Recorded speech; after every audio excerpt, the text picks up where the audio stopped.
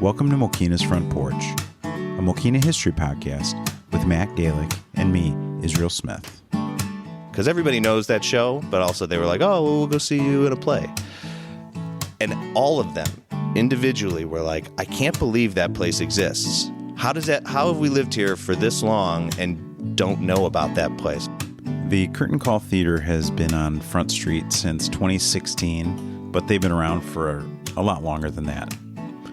I got a chance to sit down and talk with Ken Czechanski, who is a board member of the theater, as well as Suzanne Helwich, who is the executive director.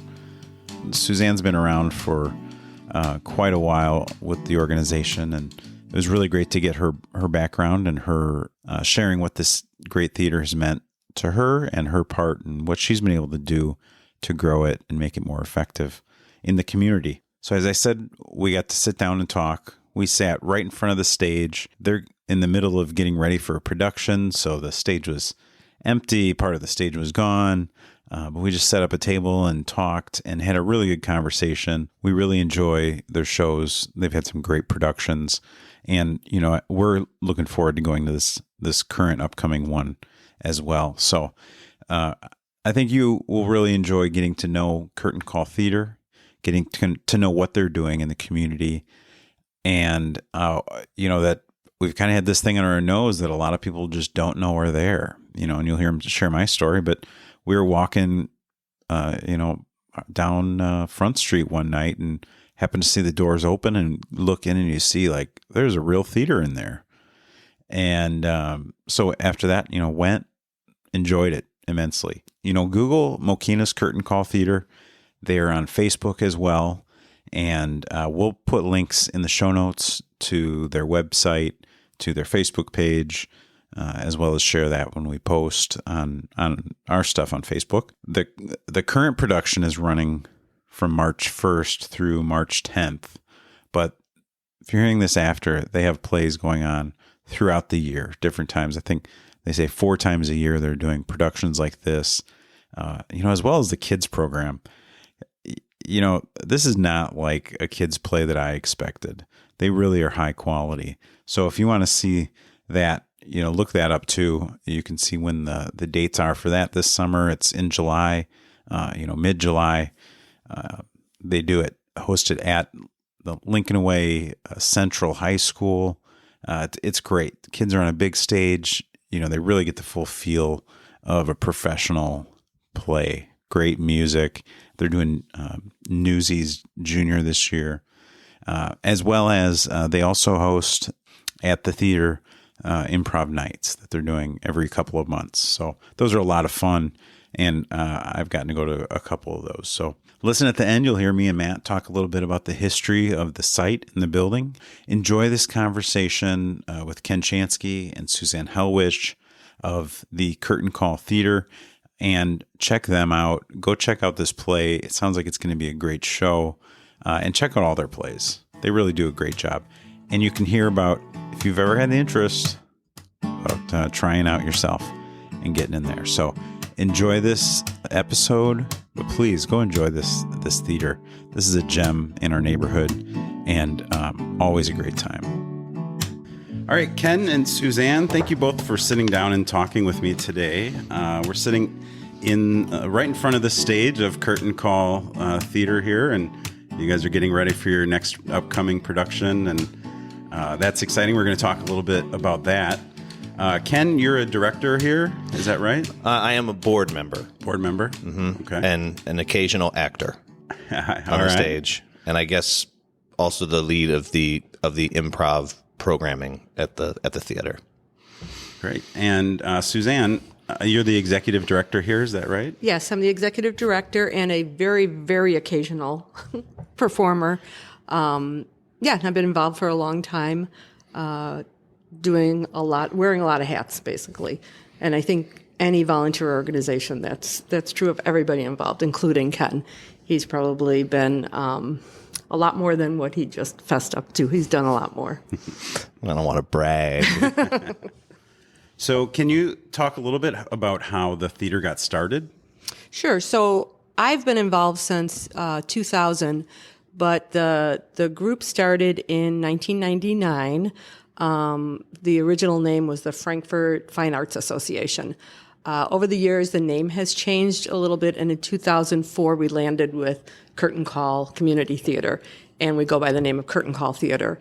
And that's our permanent name now, and we have been in Mokena since 2016 at the present location.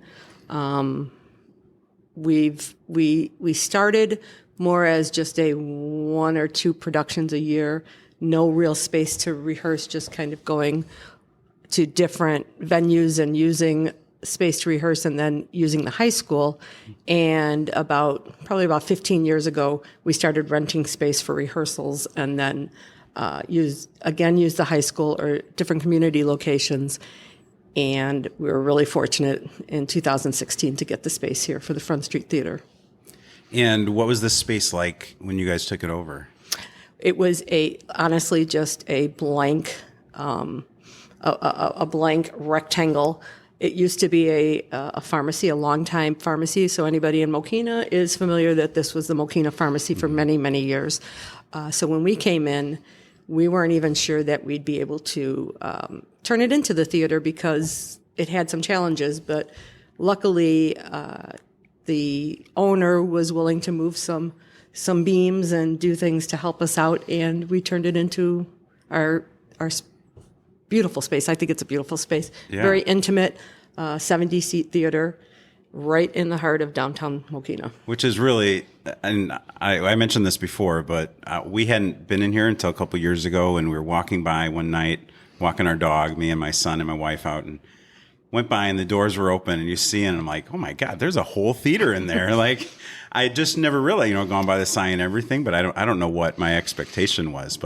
And then so as we've come, you really see it's an impressive space here and a very neat little theater. Well, thank you. We're really proud of it. It took a lot of volunteer hours to get it where it is today, and it's an ongoing project. We're doing some lighting upgrades right now, and every year we try to add something new, just to enhance the theater experience. And I found an article from 2016 when you were opening it, and you talk in the article about the goal was 4 to 6 shows a year, and as well as different events. And so, have you gotten to that place? Where's the annual number of shows? So we do 4 main Front Street shows a year. But to that, we've added some other projects. Ken can speak in a little bit to his improv program that he's added that we're very proud of, which I believe you may have been involved in a little bit too. Those are a lot of fun. Yep. And we've also added some more children's programming. In addition to the 4 shows that we put on here, we have a very robust children's program. And some of it takes place here and some of it takes place at St. Mary's and the high school. Mm-hmm. And so, we talk about the improv, and you also mentioned at that time possibly doing like open mic nights. Has that been a consideration again? You know what? We haven't gotten there yet. I think that the improv has been our kind of testing ground. Maybe you could add to that, Ken. Yeah, open mic nights are interesting to me because you never know what you're going to get with an open mic. And you don't know if people will show up for it. So yes, I would say the improv nights have been kind of a testing ground. That's the way they all started, was to gauge the interest first in improv, because in the city, improv is so ubiquitous. It's everywhere and people are used to it, almost too used to it. But down in the suburbs, it's not as prevalent. And so when I came up with the idea to do the improv nights, which were going to be for adults, we had already been doing some workshops for kids. And then I had this idea that maybe kids and adults didn't want to play together in improv because they're from different parts of their lives. So the improv night was created for adults, but also as a way to figure out if people were interested. And so far, there's been a lot of interest. Yeah, very well received. Yep. And how many of those nights have you had so far? Well, fortunately, we number them. So that's the only reason I ask, because I know you number them. Right. Yeah. So we've done 7. Okay. 7 improv nights. And One of them, we actually did a full improv show with my team from the city for the first half, and that one sold out. But so we're always tinkering with the format a little bit. For the most part, it tends to be a come and see improv, learn a little bit about it, and try it if you want to. You don't have to. That's the biggest question people have about it. Is like, do I have to do stuff if I show up? And say no. I mean, if you pay to come in, you can just sit and laugh. You don't have to do anything. And we've had people who've come multiple times and just watched, and then the third time or the fourth time they've gotten up, and that makes me very happy when people do that, because that means they're comfortable enough to do that. Yeah. Have you seen since the first show an increase in the number of people seeing it and wanting to come back? Are you seeing it increase? Is it popular? It seems pretty steady. Mm-hmm. I'll admit, we were surprised by the first one, that we almost sold out the first one. And I didn't want to do them too often, because I felt like if we did them too often, maybe that would dilute the audience a little bit. They'd be like, oh, I'll catch the next one. So we've kind of settled on every 2 months.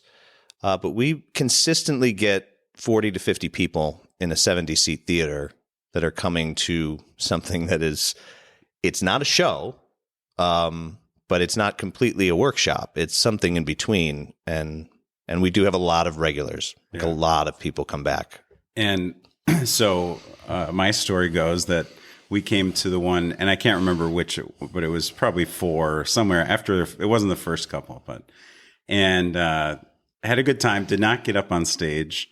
Came with my neighbors, so there were 4 or 5 of us out here, and none of us left our seats, but had a great time. It was a lot of fun, and went down to Al's afterwards, and Garrett and somebody else ended up coming in and talking to us and talking more about improv, and I ended up going to see him in Orland at one of the shows he did there, and now I've signed up for taking his adult introduction to improv, which has been great. And so 3 of us came to the last improv night, and he told us, he said, you don't have to get up. It's not required, but you really should get up. And I was really nervous about it myself, I'll say. But we, all 3 of us that were here from the class, left saying it was the perfect atmosphere. It made us all feel better about the show that we do at the end of our class. And it's nice, too, because once you're on stage, you really can't see anything but feet. I feel like that is a plus. But it really felt like almost like you're in a class. Like we really felt like, instruction pulling us. Like it was a great first time on stage, I think, for all of us. I think everybody felt that same way. So for considering that, anybody that's likes it, enjoys it, or is interested, definitely, I think those are great venues to come and try it out. Well, that's the first thing I wanted about it. I sort of was trying to mimic something that I used to go to in the city all the time. It was called the Mixer at the playground.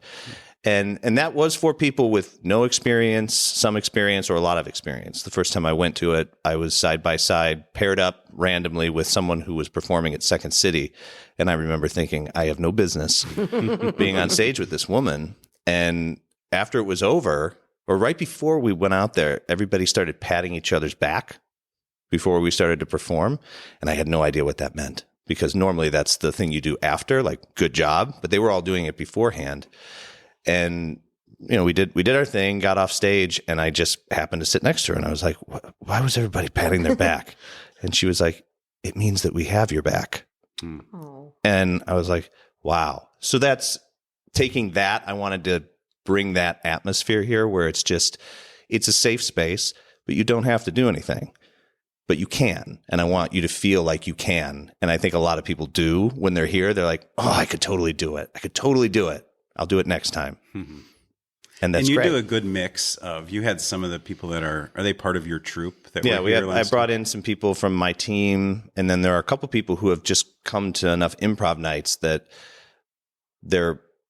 they are more advanced than other people. So it's nice to have them there to demonstrate, or if people are, because we never know with the audience might be timid. Sometimes they're very, very participatory. but we never know what we're going to get. So I usually have them there in the event that everybody's too timid. We can perform, we can show people things, and then if they don't want to get up, we can just keep going. Well, those guys make it look easier. So then you get up and be like, oh, if those guys are doing pretty good, I can get up and do that. See, is that it? I feel like it can go both ways. You look and you're like, oh, I'm not getting up there with them, but that's why I say we're always tinkering with what we do. And I don't know, we're trying to figure out different things, like different levels of things, some sort of beginner stuff. But to me, it's all the same. It's all the same principle. If you get up there and you participate in the spirit of play, you're going to be fine. You're going to be fine.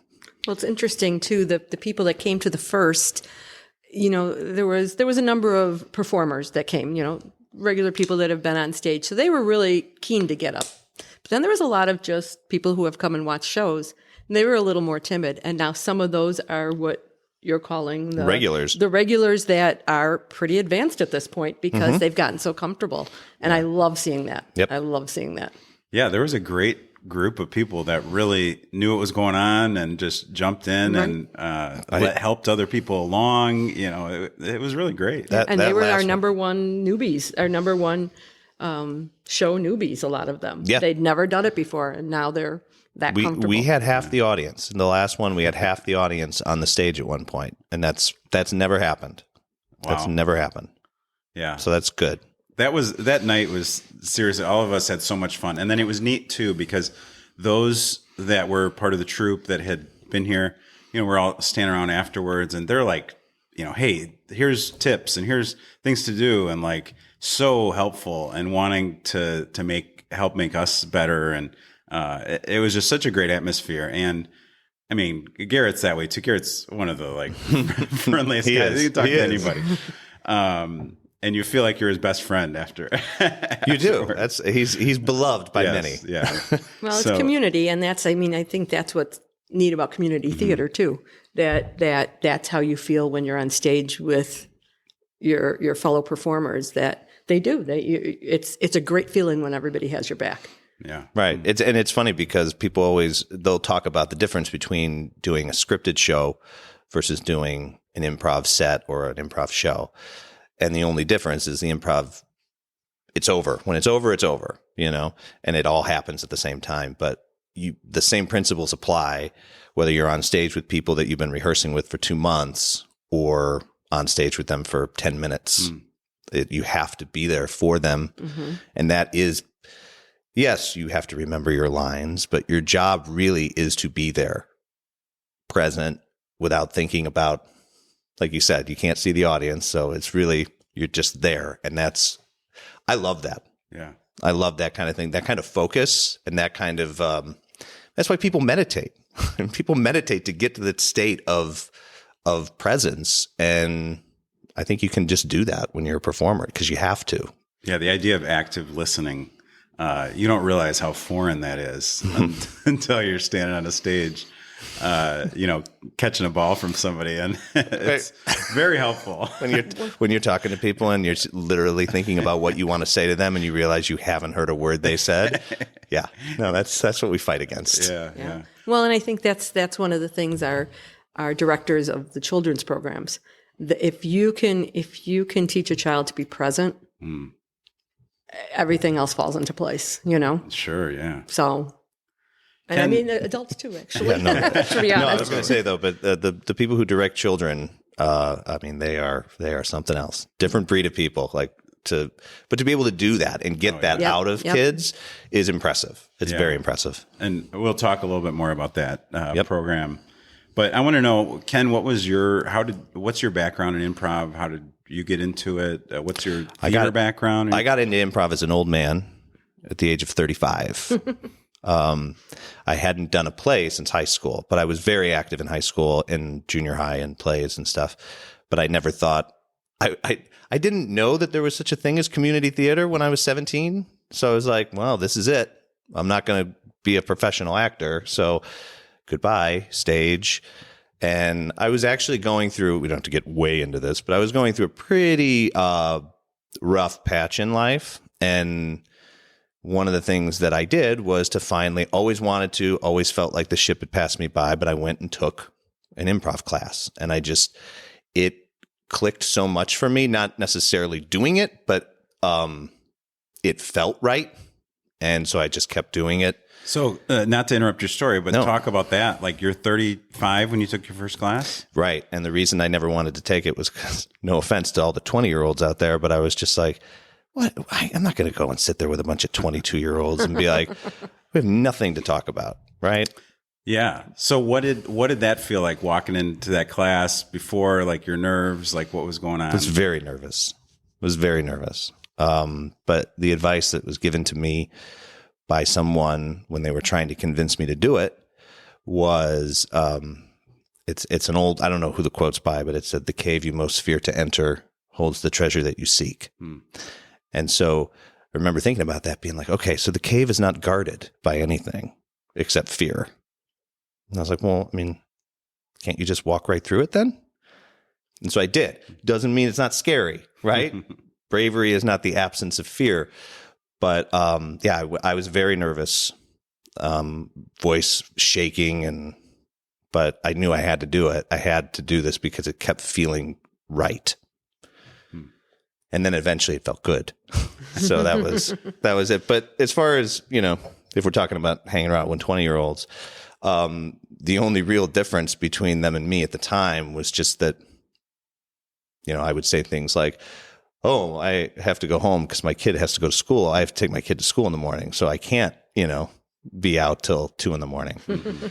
That was really the only difference. Other than that, we were all there doing the same thing. You're all flying without a net on stage together, and you have to be there for each other. So at that point, it doesn't matter. And did you do a Chicago improv class, or where? I did. I went to IO, formerly Improv Olympic, until the Olympics sued them for the. Did they really? Yes, they did. A cease and desist, because they were worried that they were going to confuse them. Yeah. But so they call it IO. I did their entire training program, and then I took I studied at the Chicago Improv Den, which I don't think exists anymore. And then I did the CIC, which is like they always talk about it as being sort of a graduate program, because you have to have done like another program before you can take that one.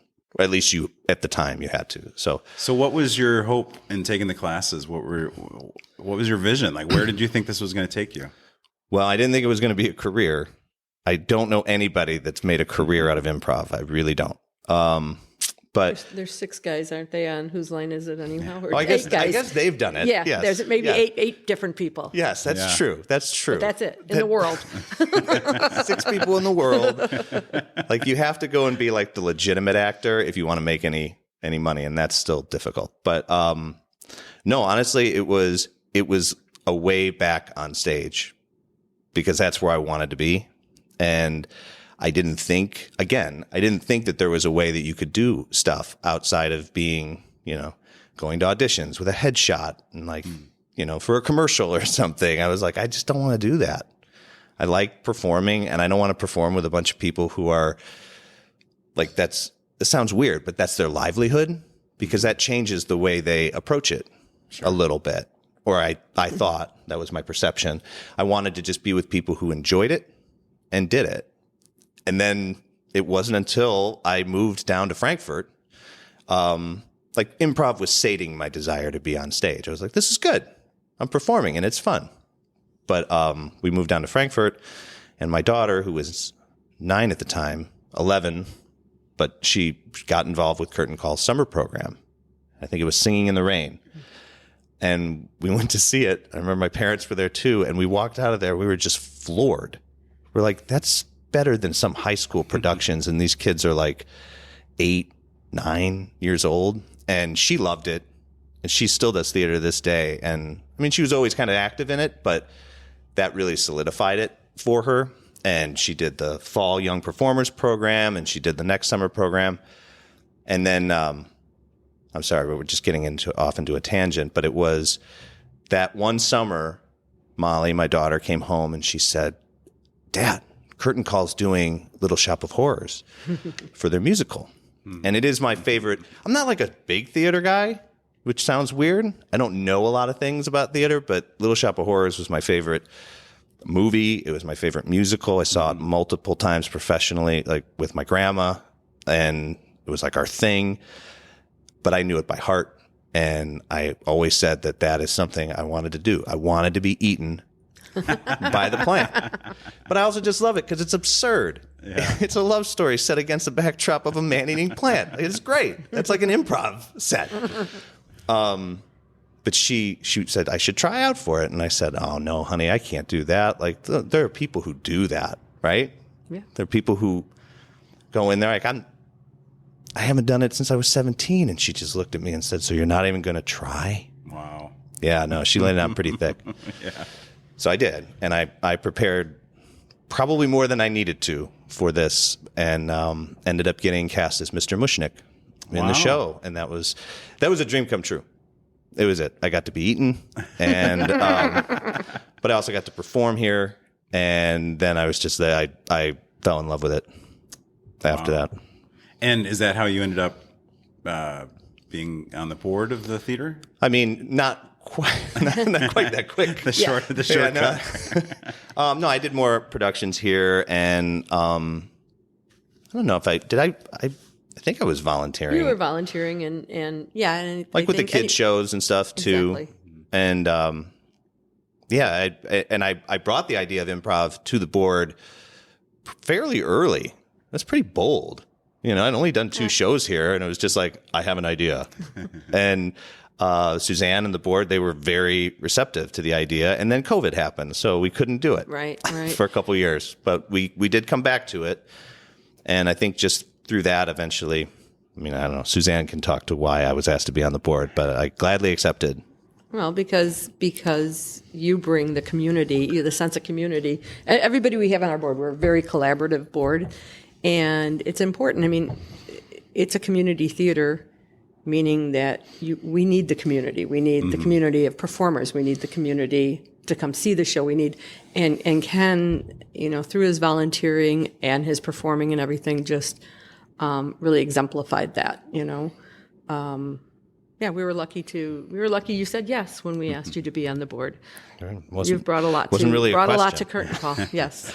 But I wanted to actually, you said something earlier, and this reminded me. When I was in Little Shop of Horrors, we were a pretty tight-knit group in our neighborhood, a large group of friends, which is weird, unusual, I guess, because it's very big, and they all wanted to come see this because everybody knows that show, but also they were like, "Oh, well, we'll go see you in a play," and all of them individually were like, "I can't believe that place exists. How have we lived here for this long and don't know about that place?" I'm like, "Well, it's in the town right next to ours, you know."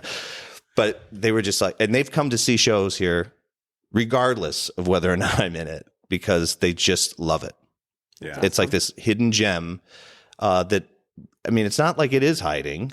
No, excuse me. It's been a struggle. I mean, I've known people who, when Tribes was open, frequented.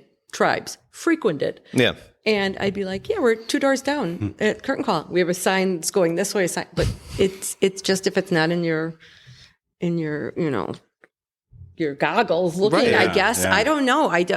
We've struggled with that, trying to figure out why some people don't know we're here because we advertise. We've tried to do everything. So if you have any suggestions, maybe this is it. Maybe this is what's going hopefully. To. Yeah. I mean, not that to be honest with you, we're very proud because we do usually sell out almost every show.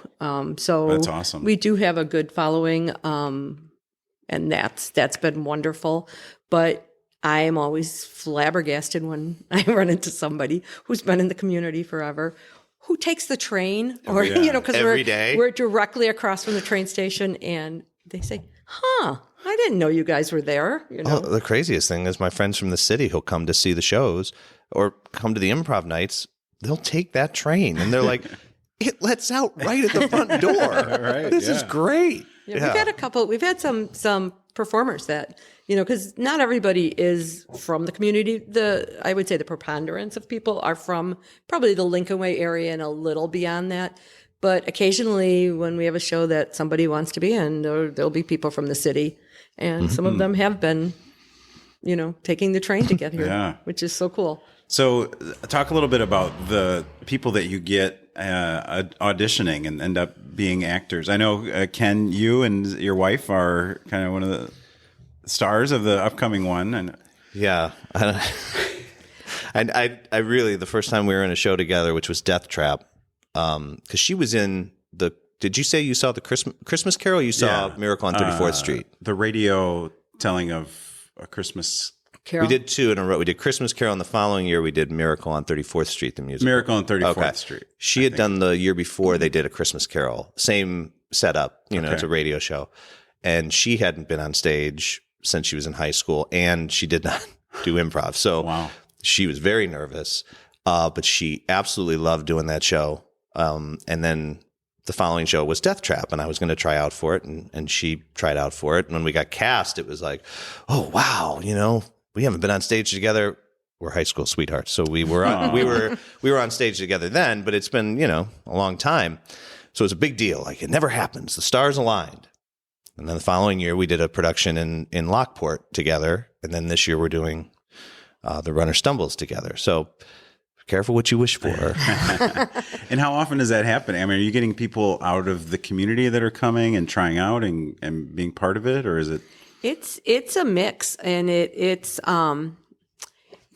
people from diverse backgrounds. I feel like, and it depends on the show. Some shows bring so many people out, and some shows not as many.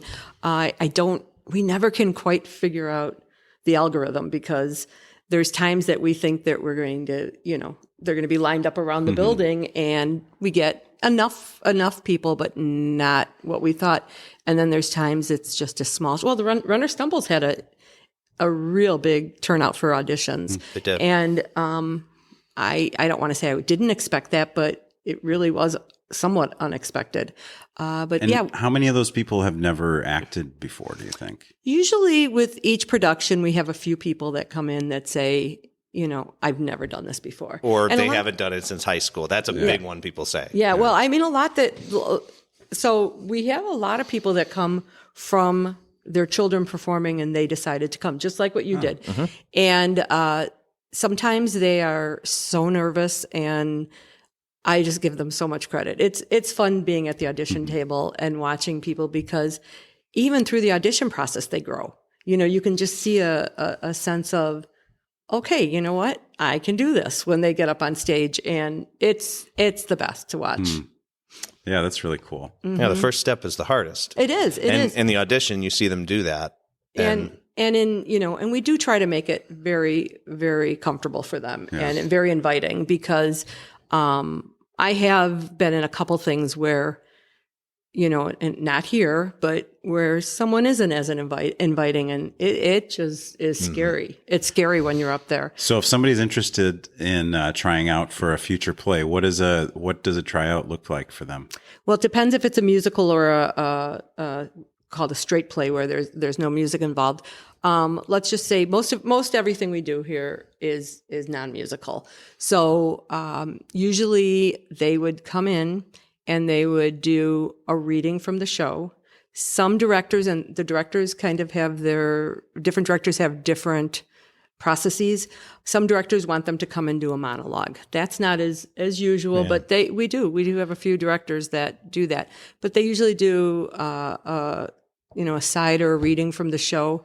And then usually we pair them up with other auditioners in scenes, and they go through a number of scenes, and we let them read for what they want to audition for. A lot of people come out and they put down they want any role. So it's really not as intimidating as it sounds, and we really, really welcome anybody who wants to come and try it. I think we've gotten some people from the improv, because we have. Ken has done a great job saying, "See, you're on stage. Yeah. Come in. If this is something you're interested, come and audition for our next show." Yeah, our last show had somebody who came from the improv night. Oh, cool. And he was in the show. Yeah. And did a great job, by the way. Well, so speaking of the show, let's talk a little bit more about The Runner Stumbles. So tell us about it. What's the idea of the story? I'm going to let you tell the story. Okay. You're in it, so I'm going to let you. I wanted to go without back. giving, No, without giving I won't give away anything. too much. I understand it's a thriller. It is a thriller. I wanted to just go back to the audition thing for a second. Yeah, sure. And this is something that has since high school has been interesting to me. I didn't know what the term cold readings meant in high school, but they would always say that, and it would consist of cold readings from the script. And when I asked what that meant, it just said, well, you won't know what scenes we're going to pick for you to read from. And I said, well, can I read the script beforehand? And they were like, of course you can.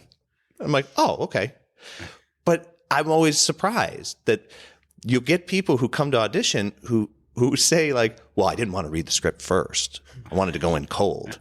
And it's like, oh, okay. So maybe that's a little bit of a misnomer. Maybe. Like you can read the script. Most of them are at the library. And I think I'm just going to say right now, I think it's a good idea. I agree. That's all I'm going to say. I totally You should be agree with aware you. of what the show is about. And the characters. Because it helps you, even though you won't know what scene, and you're not going to be like, oh, yeah, I remember that. But it just helps to put you in the right time, space, and mindset when you're going up there, especially if you're auditioning for a specific part. A lot of people will write down a specific part, but then they'll say they'll be happy with anything, if they're not cast in that role. But anyway, that's all. Ken, did you take any formal acting training or just the improv? No, just improv. Okay. That's it. Yeah, good. And our performers are all over the place in that respect, too. Yep. I mean, we have people who have acted professionally, and then all the way to someone who it's their first show. They've never done nothing through high school. Yeah, not even in high school. Yeah, and sometimes it's crazy. Someone is just a natural, and they get up there and. Yeah, I think we have an actor in The Runner Stumbles who has never acted before. Wow. And he's fantastic. Like it's just if you make somebody feel comfortable and make them feel like they can do it, they usually can and will do it. And so it's been great to see that. So tell us about the Runner Stumbles. The Runner Stumbles is based on a true story. In 1911, in the Upper Peninsula of Michigan, a nun was murdered, and the priest was put on trial for her murder. So that's all I can say about it. And what are you playing? I am playing the priest accused of murdering the nun. The nun is played by my real life wife, Beth. Boy. So there's a natural chemistry there already. Even though there shouldn't be between a priest and a nun. Is that what you're saying? Yeah, it's very believable. They do have a bit of a love interest, which is sort of forbidden. Well, not sort of. It is forbidden in the church. So there's that element to it as well. But what I liked about this play particularly is the way it was staged. It's because it's told in the present during the trial, but it also flashes back and you see the story of what led to the events of the trial. And it's just very well, it unravels well. Like as an audience member, you start to say, oh, that makes sense. Oh, I see the connection there. And then it comes to a climax when you find out who killed Sister Rita. Can you talk a little bit about the rest of the cast? It's a bigger cast for, normally some of the straight plays we do are smaller casts, but it's like 10 people, I think, in total. And, I know some of them just from being around, but this one actually has quite a few that I don't know. But they are active in other community theaters. Like when we got together for the first time, we all talked about, our experience and what we've done. And I've seen a lot of them perform other places. So they're all, what's the word when somebody's seasoned? Seasoned. They're all nicely seasoned. And I think that one thing we do at Curtain Call is we really do welcome new people. And I think that, sometimes you hear from other we're performers that come here that they've walked into an audition somewhere and they know it's already cast and, it's kind of a waste of their time. We almost every show we have new people that we've cast because, it's Yep. the way it should be. We try to open it up. It's a community effort here, and yep. This is a perfect example because I think there's at least 3 or 4 new people, right? And we had a lot of it's casting a show is difficult because people think, oh, it's community theater, you're not going to get the cream of the crop. There are so many talented people, and if you've come to see the shows, they are amazing. And so I think we had 35 come out for 10 roles. So you have to say, sorry, this time we can't cast you to people people who have been in several shows. It's not easy. Well, and new sometimes doesn't mean completely new to theater. Right. It can be just new to curtain call specifically, like they've never done a show here before. But it also just behooves a community theater to do that. You want to bring new people in because those people come in, they have a good experience. They tell other people. And so more talented people, more interested people are coming and auditioning, and that raises the level of, that's one of the things I love most about curtain call because it is actually true. I'm not just saying this. They do really, really believe in this idea of quality, Yeah. It's evident from the children's shows, which just, like I said, blew me away the first time I saw it. But even here, where you can take people who have experience acting, or in the case of some people, no experience acting, and you put on a show here, and people it is high quality from everything, from the performers to the whole experience, the staging. But that's a testament to the directors and to curtain call and the atmosphere that is created here. Well, because I'm sorry, but I think you definitely. I was surprised by my first experience here, and you do get a high quality. People probably don't know what to expect with community theater. Exactly. The idea, and so I 100% attest. Every show is so well done and professional and very enjoyable. Well, thank you. Well, our motto is downtown quality at community theater prices, and it's true. Well, first of all, it's difficult to go downtown anymore, and we have a lot of regulars that probably would have a difficult time getting downtown, and they just really appreciate that we're here for them to come and see a show. Parking is easy. They can go to dinner before or afterwards very easily, and it's reasonable. Yeah, I think. I think that's our motto, and we really try to live up to it. And it's good. It's good. Community theater is good for just exposure to the arts, which I think is important. And community theaters in general make it accessible for people to do that. If the only way you could go see anything is to go downtown or spend hundreds of dollars to see something, that's wonderful and great, but not everybody can do that. And it's not even a matter of they can't do it. Sometimes you just want entertainment and art in your own backyard, and that's what this is. Well, we walk down, to the shows usually when we can, and it's great. Yeah, and it's intimate. Yeah. I've had so many people tell me, especially some of the shows we've done, they're intimate shows, and to be able to be 10, 15 feet back away from them. I've gone and seen some shows that are at some of the large theaters downtown that have no business being there because they should be in a theater like this. They definitely. Yeah. And so that's something that I think we really bring to the community. It's like seeing a stand-up comedian at the United Center. Yeah. What's the point? What's the point? You're watching a TV anyway. So the Runner Stumbles starts beginning of March. Where right now we're, beginning of February.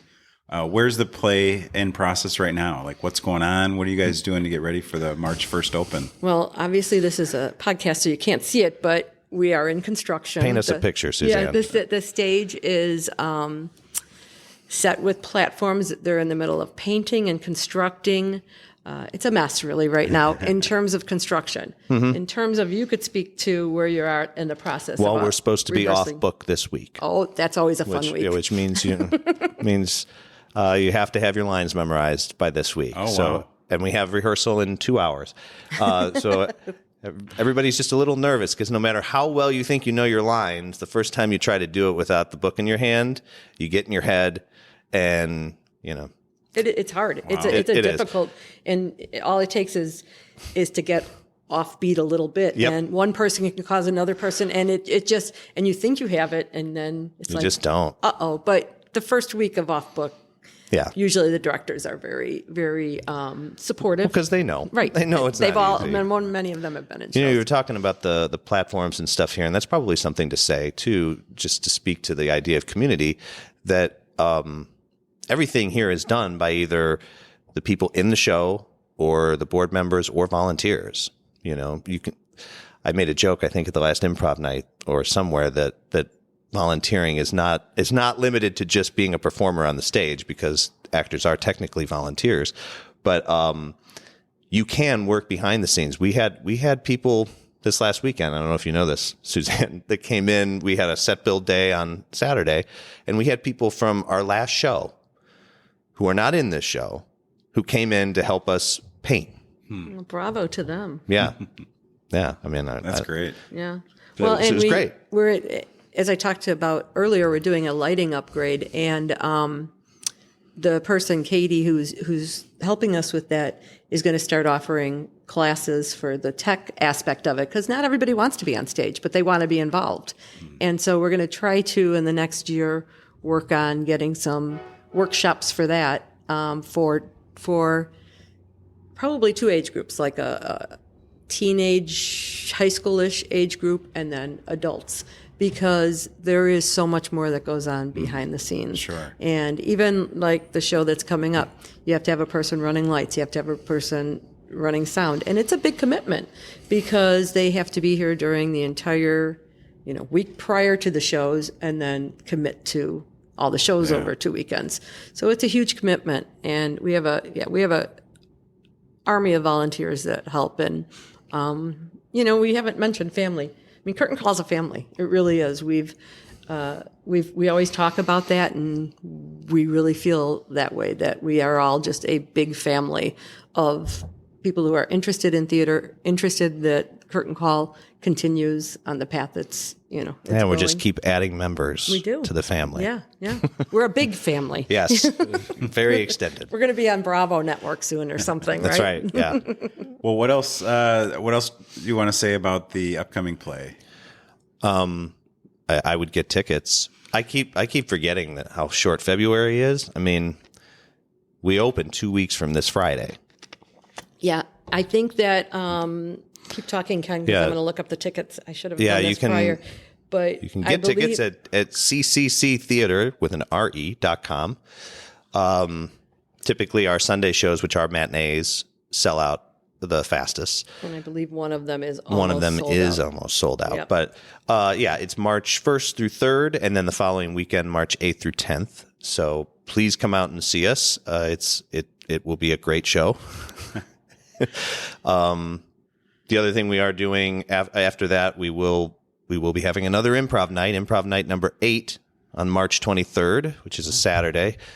And then we will shortly after that, if not before, I don't know when that's actually happening. We don't have the audition set yet for the next show, but it's going to be mid to late March. Will be the audition. So anybody who's listening who wants to, you can't take it with you. A classic with a lot of roles. Yeah, so a lot of parts. Yep. And I think I said that at the last improv night. If you are thinking about getting on stage, you want to give it a shot. There are parts in this that are nice, small, medium, very large parts. So there's something for everybody in this show, and it'll be fun. It'll be a real crowd pleaser. So it'll be fun to be in and tell people to come see you in.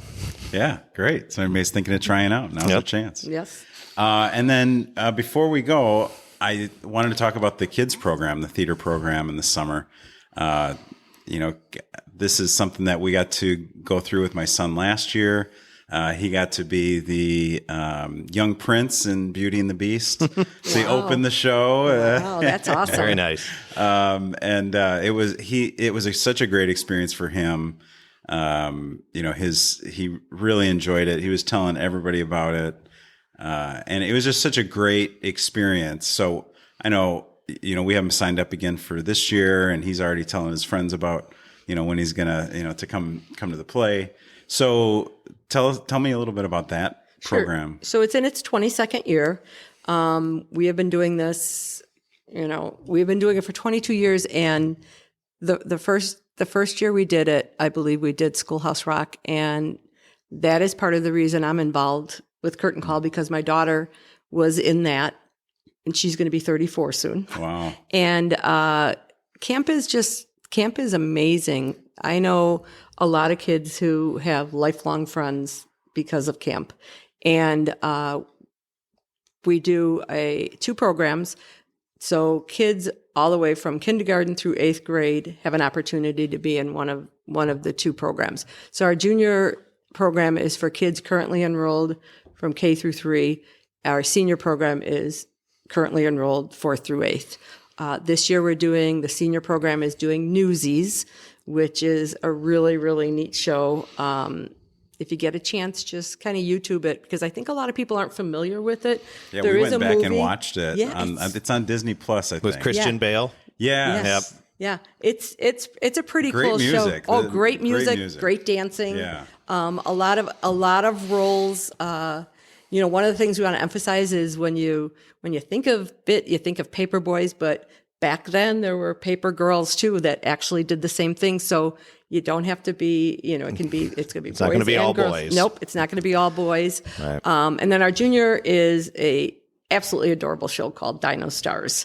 And yeah, those 2 registrations also can be found on our website.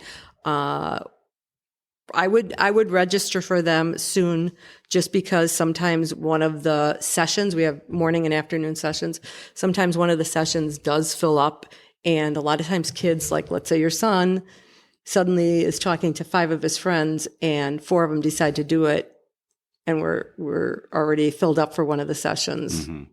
Right. The morning session is filled, and then they have to go to the afternoon. Yeah, they have to go to the afternoon. Yep. So I would encourage people to sign up for it. That camp starts, I believe, June 16th, and it will go up. First of all, it happens at the high school, and it happens July. Do you remember? Mid-July. 12th through the 14th. Yeah, 12th through the 14th at Lincoln Way Central. Yeah. So that's really neat too, because Yeah. I don't know what your son said, but we rehearse at St. Mary's, which is a lovely, lovely place to rehearse. But the kids get so excited when we move to the big stage. It's a big stage. It is a big stage. It's a very big stage. It's so cool. State of the art. I mean, it truly is. Is this true, Suzanne? I don't know. I'm speaking out of turn, so you might have to edit this. But everybody who signs up is in the show. Everybody who signs up is in the show. Yeah. They have auditions. So the first week is kind of getting prepped for the audition process, which takes place on Thursday and Friday. And everybody auditions for a role, and then everybody's in the show. Yeah. Yeah. And what's your role? Are you involved in the camp? I'm basically just like the executive producer. I check in and stuff with the directors. We have a huge staff. This year, our director is Marta Kuntz. Not sure if you're familiar with Marta, but Marta's been involved with a lot of directing of children's shows and adult shows. She's a former performer at the the American Girl Theater in Chicago. And we have our staff is all ready, and they're excited, and great choreography. I know you have some really high level staff as well. I know from the meeting last year. Mm-hmm. You just talk about who's running the program and some of the people. Well, Marta is director this year. So last year it was Ann Coetzee, who is amazing, but she couldn't do it this year. So Marta actually has done it for several years prior to Ann coming aboard. Eric Ream is our music director. Eric's done a lot of different music directing throughout the area. He's currently the music director at Summit Hill Junior High. Okay. Joe O'Brien is going to be the assistant director, and Joe is a teacher at, I believe it's Oakview in New Lenox. And Joe is also in the Runner Stumbles. Oh, she's in the Runner Stumbles. And she also has a theater background, a theater degree. Marta went to the American Academy of Dramatic Arts. I mean, I don't have something in front of me, but they all I have. don't mean to put you on the spot either. No. They all have amazing resumes of stuff they've done in the past. I was very impressed hearing it, and so to know that these aren't just putting high school kids together. For, no. This is a high quality show. Well, we take a lot of pride in our summer camp. But a lot of the high school kids come back to volunteer and help out, which that's also part of that family and the community that you're talking about. Yeah, we'll probably have probably 4 of the people on staff will be former campers. So they come back and help. Some of them go and get theater degrees and then come back during college or after college to help or to be on staff. So yeah, it's an amazing program. I just can't say enough about it, because people really need to if you want to get your kids involved in something and they love theater or music or dancing, come and give this a try. In 20 years or 22 years what a great, to have a string like that, there's got to have been some great stories and those memories those kids made in those years. Yeah, it is amazing. Like I said, there's I have a son also who's graduating from college, and he went all through camp, all the way from junior camp all the way through senior camp. And one of his best friends, my son played Shrek, and his best friend played Donkey, and they are at different acting. Yeah, they are at different universities, but when they come home, they're together hanging out. Like Shrek and Donkey. All Shrek over and again. Donkey. Yeah, they kind of. Well, I won't say on here what we call them, but it's a different movie that we. So. Oh, that's great. Well, it is a great program, and I'm going to be sure to share, when that's coming up this summer, as well as I'm going to include the link to your website where people can get tickets, so people can know about this show. We're excited. We got our tickets already, so we'll be here opening weekend, and we're looking forward to it. Anything else you all would like to say? Well, we also have a Facebook page, so everything's announced on our Facebook page. Okay. So that's a good place for people to stay and Instagram. In touch. And Instagram, yes. And then our website has any upcoming shows or auditions. So that's a good way for people to stay in touch and to sign up for the newsletter. I was just going to say, or to sign up for the newsletter that we send out. We do not bombard you with things. It's really just when things are coming up. I'll attest to that, and it's great for the reminders when tickets are coming up, because we've tried and they've been sold out before. So we always tell our especially our performers who haven't been here before, like, get your tickets. Get your family needs to get their tickets early. Right. Your friends need to get their tickets early. Oh yeah, no. It's such a disappointment. Every rehearsal we get an update about ticket sales so that cast members can be like, okay, all right, gotta get. Mom and dad a ticket. Yeah, and Tech Week is the week prior to the show starting, right? And so usually there's a thread between the performers and then like the production team and, the producers and everything. And that suddenly becomes does anybody have tickets for Sunday? Or does I need anybody? 2 tickets. Yeah, because everything's like you're standing outside of the stadium. Yeah, and someone, Aunt Irene just decided she wants to come, and it's like, there's no tickets left. And you can see that we can't add any more seats. It's a set number. But if we sell out, we can always add another performance. And that's what we end up doing. I mean, that's something that in our, since 2016, there's been, I'd say, only a few shows that we haven't added at least one performance. Yep. And some we've added 2 or 3 performances too. Wow. Yeah. Well, that's a good string. It is. It's a good string, and it's a good problem to have, right? Yeah. That we have to try to figure that out. And Ken, remind us when the next improv show is. The next improv night, number 8, is March 23rd, Saturday, March 23rd. And I don't know if tickets are up for that yet. I don't think they're live yet. Yeah, I don't think they're live yet, but they will be. Certainly by March. What's the expectation of how often people could expect those? The improv nights? Yeah. Improv nights right now are, we try to fit them around the programming that's happening here, like our main stage shows, because we don't want to interfere. As you can see, if you look at the stage right now, it'd be very difficult to do an improv night. So it's roughly every 2 months we do them. And yeah, so we have 2 more on the books already. March 23rd and May 18th are definites. After that, we have to work around all the summer things that are happening. Oh, I do have something else, and we haven't announced the show yet, but we also have a summer stock show that we do. High school, and it's up to age 23? Yeah, up to age 23. Yeah. So last year we did Percy Jackson, The Lightning Thief. Yeah. And so that's a way for us to, what happened was the first year, 22 years ago, we did the 4th through 8th grade show, right? Then people came and said, Johnny has a little sister that wants to do something. So then the next year we included the junior program.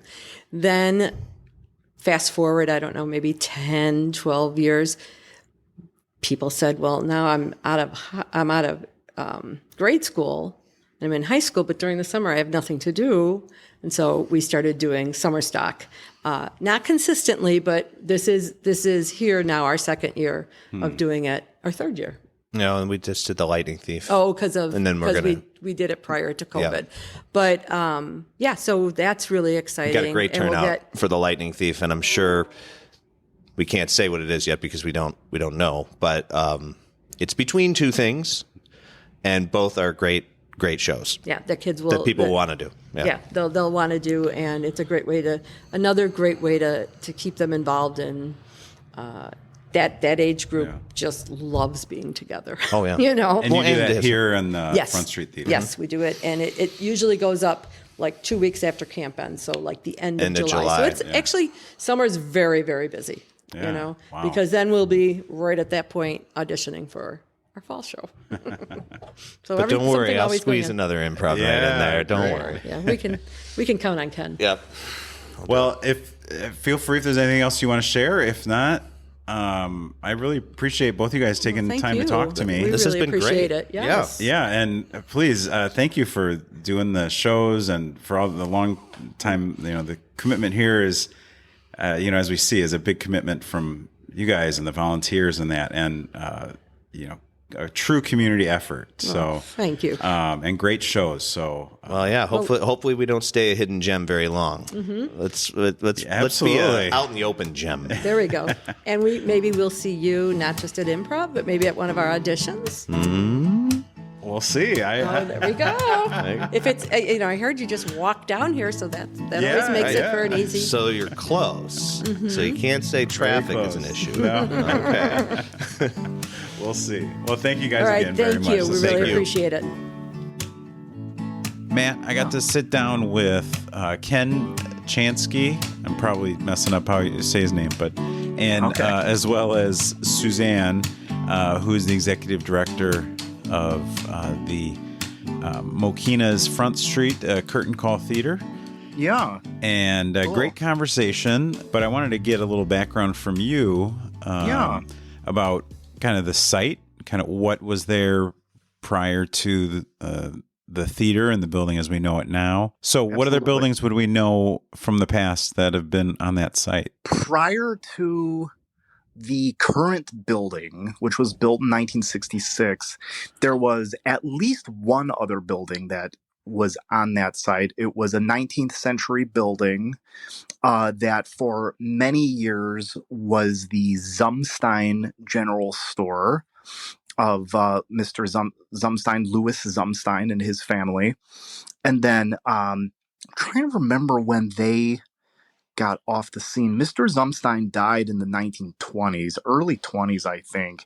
And then after they were off, the Zumsteins were off the scene, Mr. Hensel, who was a pharmacist, moved in and kept his pharmacy there for many years. And that wasn't the first place in town he had his pharmacy, but it's a lot of people are still around who will remember Hensel's pharmacy.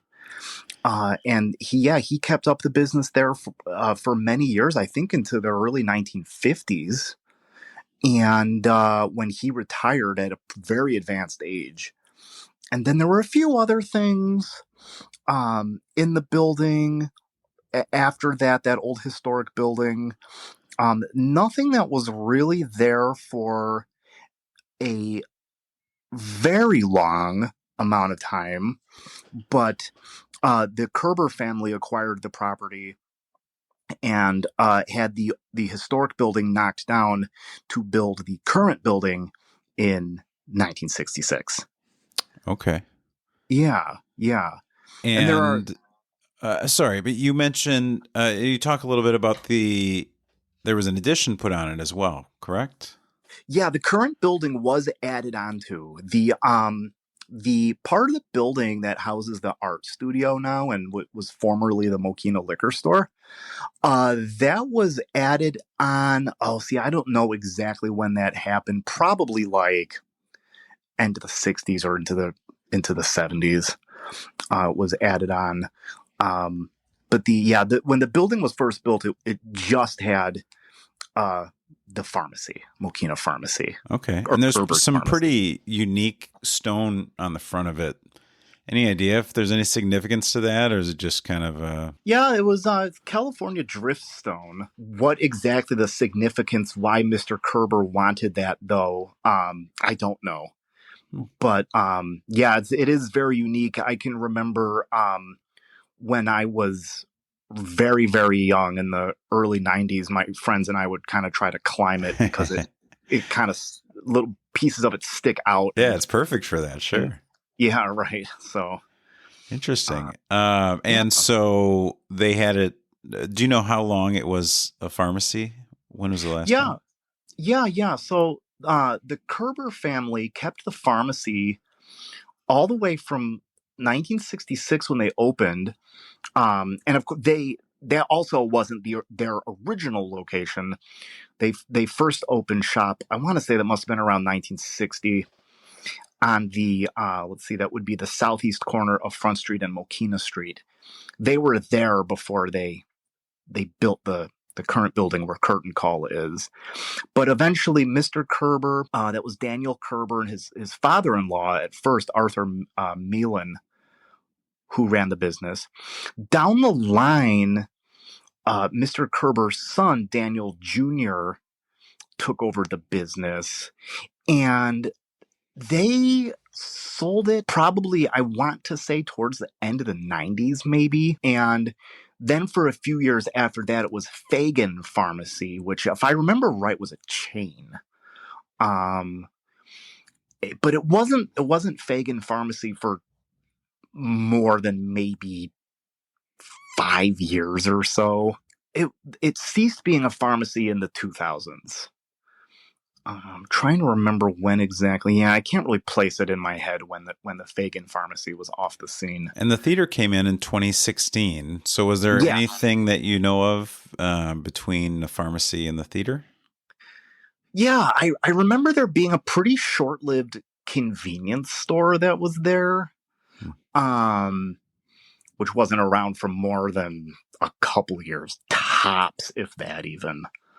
And I feel like there had to have been other things in there, but I don't really remember. If there was, it wasn't anything that was, had any kind of longevity to it. Okay. Yeah. And then 2016, the theater moved in. So have you been to a production there before? I have. I've been to many of them there. I was at their inaugural Front Street production back in 2016. Oh. And I think I've been to probably almost every one they've had since then. Wow, that's a great record. Yeah. Not every single one, unfortunately, but I'd say maybe like 75% of everything done since then. Because I'm really happy that we have something of that quality in town. And I like to support it, and I like that it's on Front Street and that it's right in the middle of Mokena. And absolutely, no, all great things, and I mean all things that, as we've talked about, and you don't get much more community than community theater. You know, right, I mean, you're right. And it's unfortunate that Tribes isn't there, but right. It's a great piece in place already to make some good things happen in downtown. Oh, absolutely. So, do you have your tickets yet for the Runner Stumbles, their upcoming show?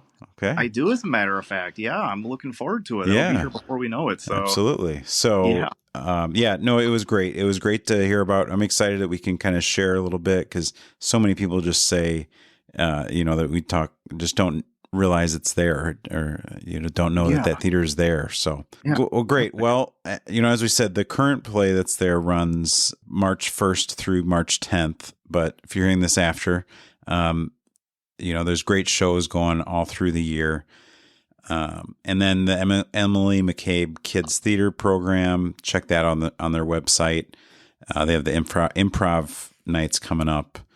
As Ken says in the interview, they're doing those about every 2 months is their goal to have the improv nights at the theater. So those are a lot of fun as well. So again, it's great to have live entertainment on Front Street. And then we have Zap kind of doing the same thing with some live entertainment nights over there with comedy and quiz nights, game nights and stuff. Yeah, so, exactly. Great to see. That's definitely positive and going in the right direction. So yeah, no, it definitely is. Matt and I both really hope that you're enjoying the podcast and that you enjoyed this episode. We would really appreciate it if you would share our podcast with your friends or family, as well as leave us a review on Spotify or Apple Music or wherever you hear our podcast. We'd love to hear your show ideas or your questions, so you can send us an email at podcast@mokenasfrontporch.com or on Facebook through Messenger or through our website, which is mokenasfrontporch.com. You can send us a message there. We have some great things coming up, and we're really excited to share with you. So thanks for listening, and we'll see you next time on Mokena's Front Porch.